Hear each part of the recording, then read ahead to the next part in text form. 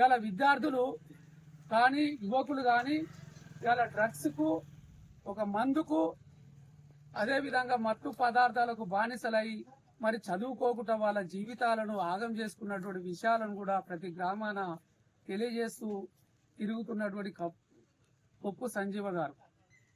మరి అట్లాగనే పోతే మనం కూడా ఇవాళ రోడ్డు మీద వెళ్తే రోజు నిత్యం ప్రయాణం చేయవలసి ఉంటుంది.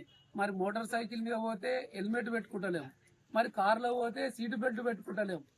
మరి ఈ విధంగా మనం యొక్క ట్రాఫిక్ నిబంధనలను పాటించకుండా ఇష్టారీతిలో తిరుగుతూ మరి బైక్ మీద వెళ్తున్నప్పుడు ఫోన్ మాట్లాడుతూ మన జీవితాలని ఖరాబు చేసుకుంటున్నాం. మరి ఎందుకు మరి ప్రభుత్వం కూడా కొన్ని సూచనలు ఇస్తున్నప్పుడు కూడా మనం ఎందుకు పట్టించుకుంటలేము?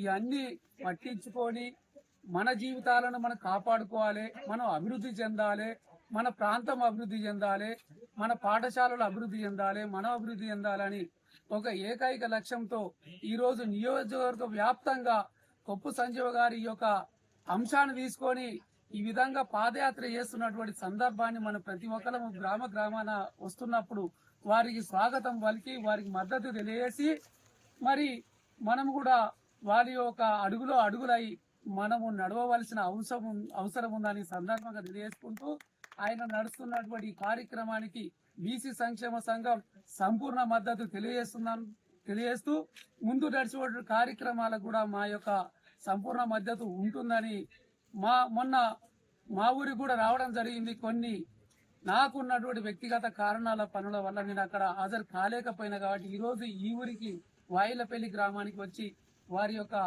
యాత్రకు సంఘీభావం తెలియజేస్తున్నాను. ముందు కూడా వారి యొక్క యాత్ర విజయవంతం కావాలని కోరుకుంటూ కొప్పు సంజీవ గారిని వారి బృందాన్ని అభినందనలు తెలియజేస్తూ సెలవు తీసుకుంటున్నాను.